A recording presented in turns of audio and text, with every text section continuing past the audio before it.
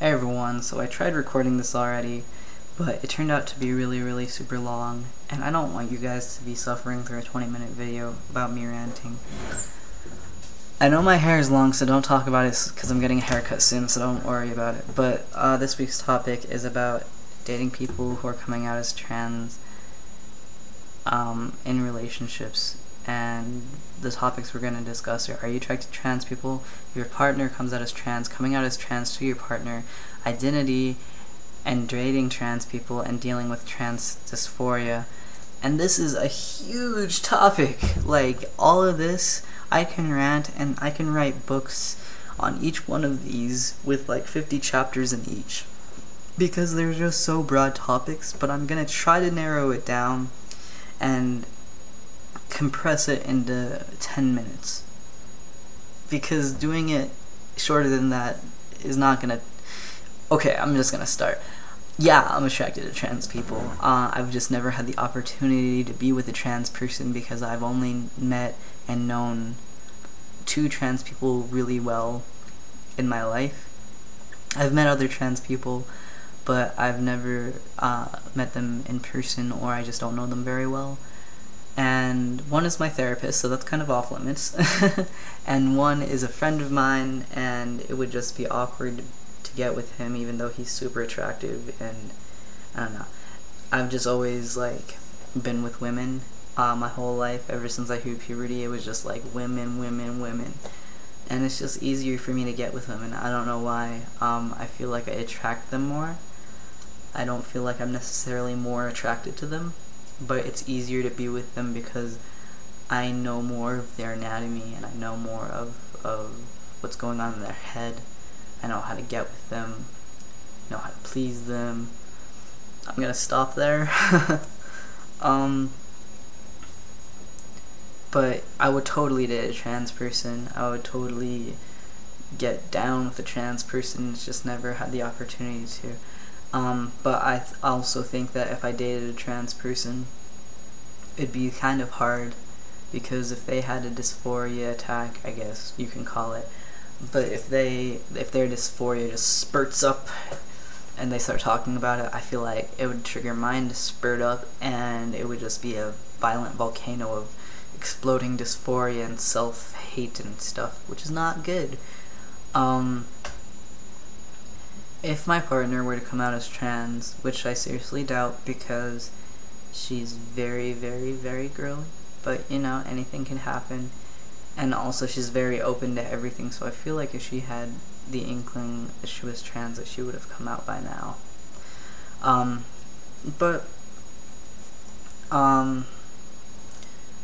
If I had a partner and they were to come out as trans, I would support them, because honestly it'd be very hypocritical of me if I didn't.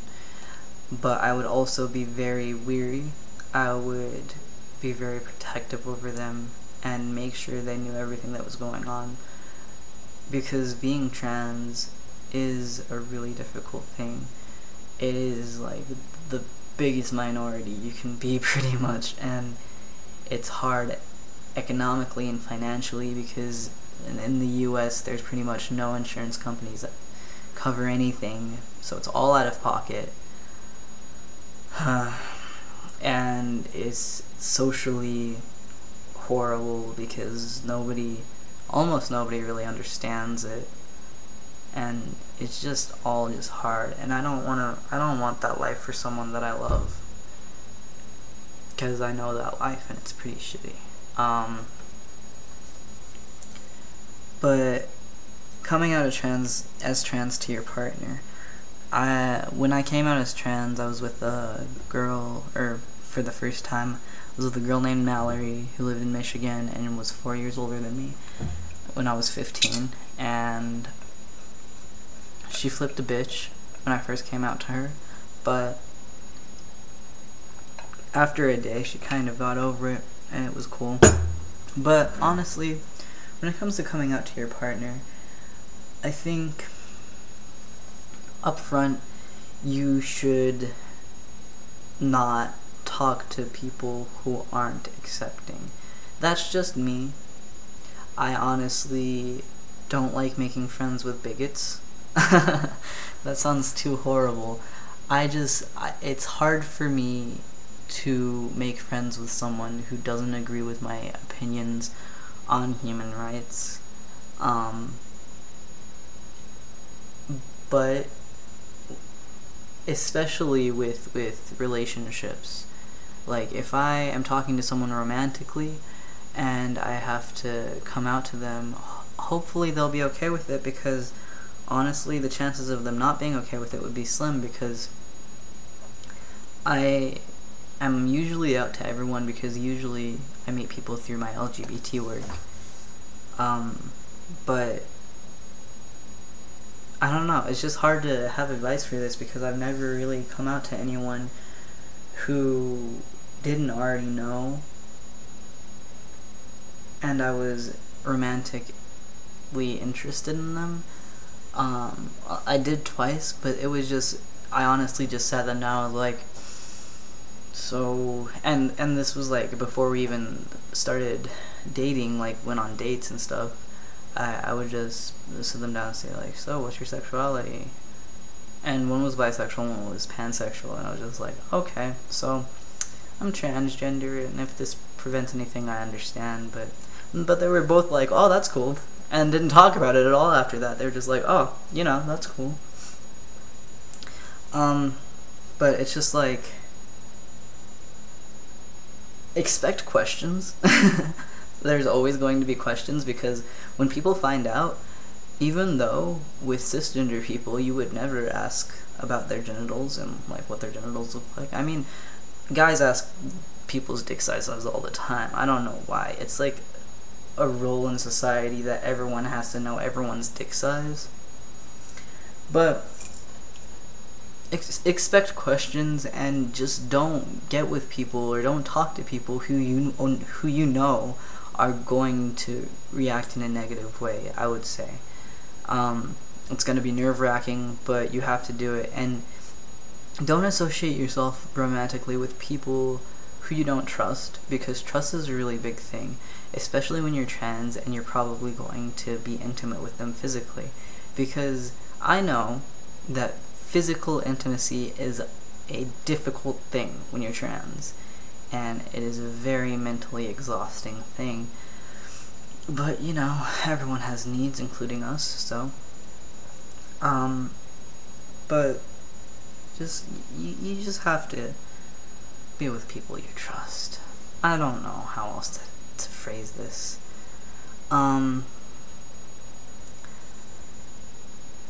Identity and dating trans people. I identify as transgender, I guess, if you couldn't already tell. But technically, I guess I'm a transsexual, because I have started hormones. Today's actually my 5-month mark. Exciting. You can't tell, other than my voice and my Adam's apple, and my muscles and my bone structure. I have no hair because I'm Asian. Anyways! I have nothing to do with anything. I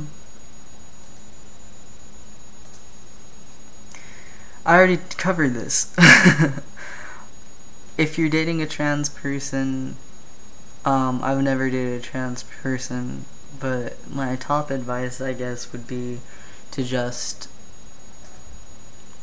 listen to them and support them, and no matter what, never ever ever blame yourself for their dysphoria.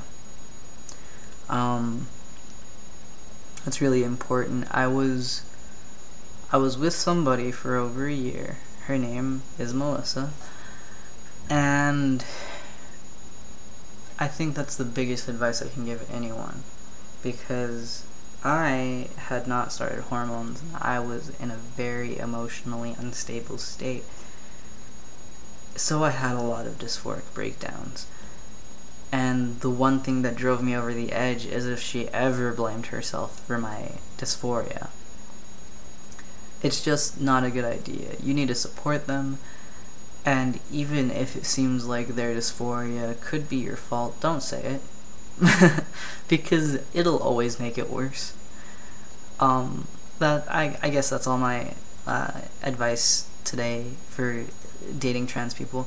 And dealing with sexual dysphoria, this one's gonna take at least like 5 minutes for me to discuss this, because it's a huge topic. Um, okay. So, I experienced the most sexual dysphoria in my relationship with Melissa because I had only had sex with 2 people before that. One was my virginity, and it was just awkward, and I didn't really have time to think about my gender because it was just an awkward situation. The second I was drunk, so neither of those had cognitive processing going on. But I had a lot of sexual dysphoria when I was with Melissa because she is and was straight, like, completely. And I felt threatened because of this, because she had only had sex with cisgender men, and I felt very like I had to be the top of the list. I had to be better than everyone else. And I knew I was better than everyone else, but I still didn't have a dick, so it made me really pissed off all the time. There was actually a time when my harness broke and I started crying during sex, and I think with anyone else it would have been humiliating, but I trusted her and I was with her for a few months at this point, and it was okay because she comforted me and it was just all okay. My dysphoria decreased exponentially when I started testosterone. I also think this is because during this time I also started talking to my current girlfriend, who was a virgin. So she didn't have any sexual experience before she met me. So I didn't feel jealousy or rage or anger or the need to compete with anyone because she was a virgin, so I didn't have to compete with any previous experiences. But I don't really know what to say when it comes to decreasing your amount of dysphoria, because I still feel dysphoric, even though it never gets to the point that I even talk about it anymore when it comes to sex, because I can maintain it. But something that does help is my hard prosthetic. I have never bought a dildo or anything like that. I bought a soft pack. I've never bought a harness, so everything that I have is homemade. Like, if you can will it, then you can weigh it always. And I actually made my prosthetic out of silicone caulk, and